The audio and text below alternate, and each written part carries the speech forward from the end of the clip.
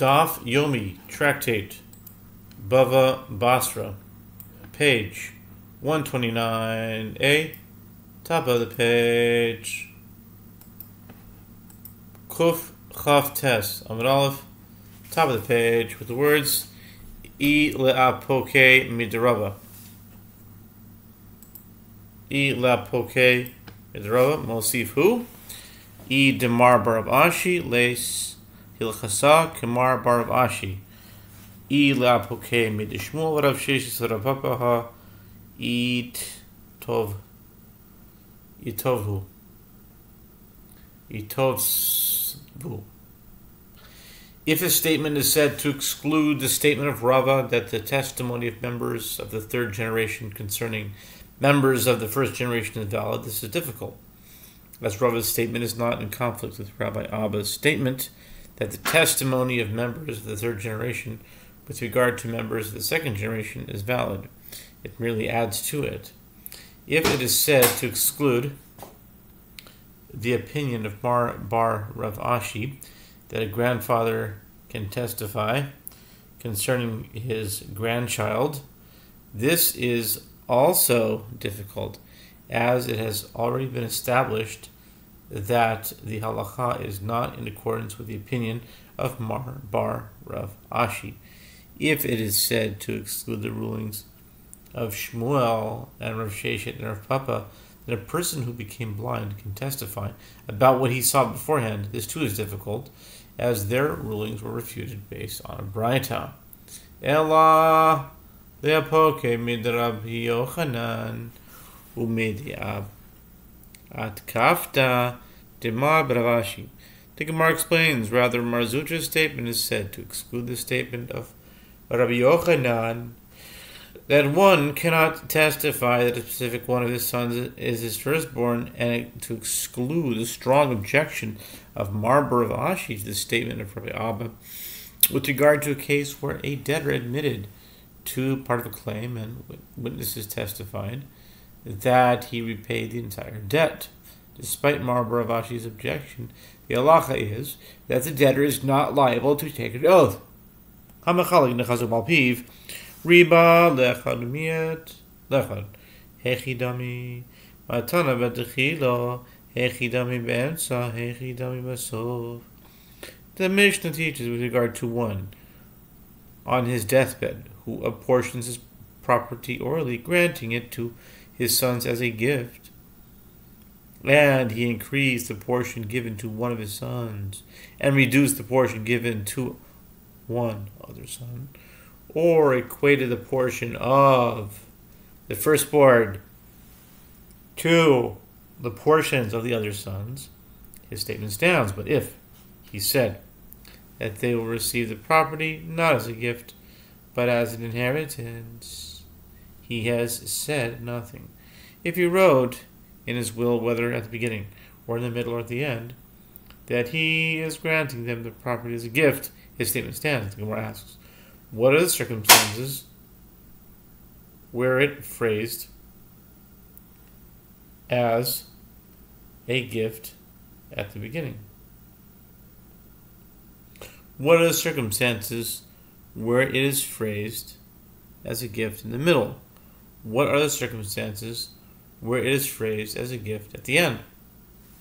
Ki asar Rav Dimi amar Rav Yochanan Tina sein sade ploini se ploini v'yirashehu zu techilas matana b'techila v'yirasheh v'tina sein loi zu matana b'sof yirasheh v'tina sein lo v'yirashah zu hi matana b'emsa. When Rav Dimi came from Eretz Israel to Babylonia, he said, Rabbi Yochanan says that where one on his deathbed instructed such and such a field will be given to so-and-so, and he will inherit it. This is a case where it is phrased as a gift at the beginning, where he instructed and he will inherit it, and it will be given to him. This is a case where it is phrased as a gift at the end, where he instructed he will inherit it and it will be given to him. and he will inherit it. This is a case where it is phrased as a gift in the middle. And the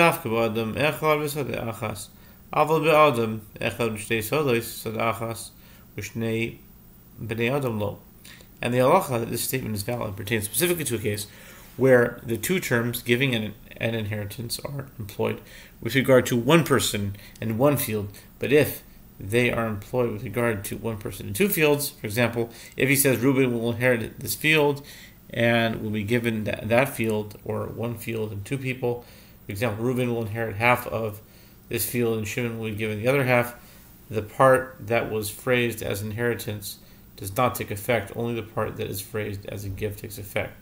Rabbi Elazar Omer, Afilu Adam Echad Ushtei Sodos, Sode Achas Ushnei Bnei Adam, Aval Ushtei Sodos, Ushnei Bnei Adam Loi.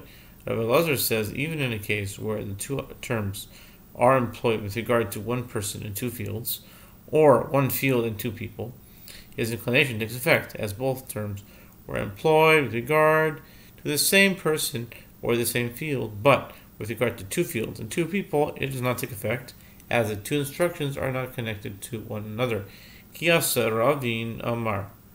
Tina saying Sadr Ploinis Ploini, Birash Ploinis, Sadr Ploinis, Riyachan Omer, Kana Arbilaz Raman Lokana. When Ravin came to Eretz Israel, from Eretz Israel to Babylonia, he said that if one on his deathbed said, such and such a field will be given to so and so, meaning another person will inherit such and such a field.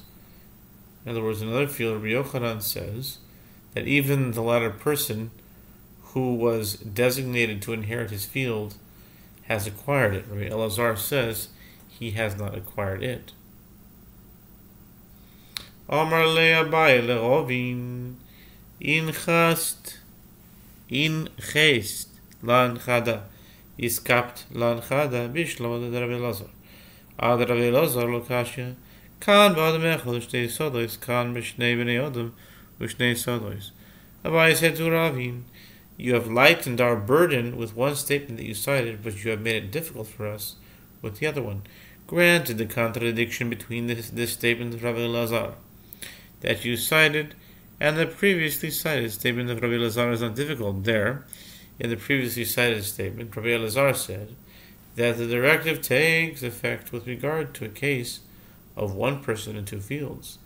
And here he said that the directive does not take effect with regard to a case of two people and two fields. Ella.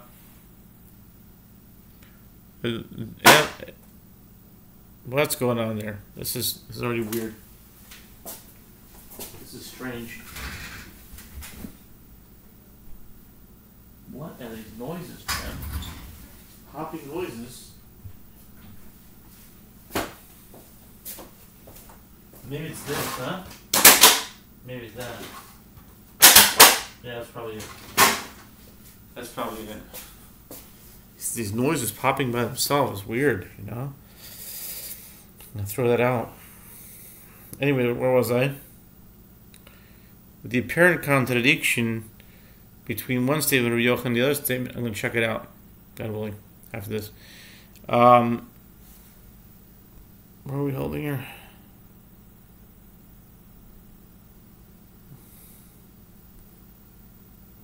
Contradiction. Granted, the contradiction, we're holding by where? When Ravin came from Eretz Yisrael to Babylonia, he said that if one on his deathbed said such and such a field will be given to so and so and so and so, meaning another person will inherit such and such a field, Rabbi Yochanan says that even the latter person who was designated to inherit the field has acquired it. Rabbi Elazar says he has not acquired it. Amar le Ravin. Amar le Abai le Ravin esnachtalan. Isnachtalan chada b'shlom ad Rabbi Elazar l'kashim. Kan b'adam echad l'shei sodos kan b'shnei b'nei adam l'shnei sodos. Abai said to Ravin, you have lightened our burden with one statement you cited, but you have made it difficult for us with another one. Granted, the contradiction between the statement of Rabbi Elazar that you cited and the previously cited statement of Rabbi Elazar is not difficult. There, in the previously cited statement, Rabbi Elazar said that the directive takes effect with regard to a case of one person in two fields. And here he said with the directive that the directive does not take effect with regard to the case of two people in two fields. Ella, Rabbi Yochanan and Kasha, but the apparent contradiction between one statement, Rabbi Yochanan, and the other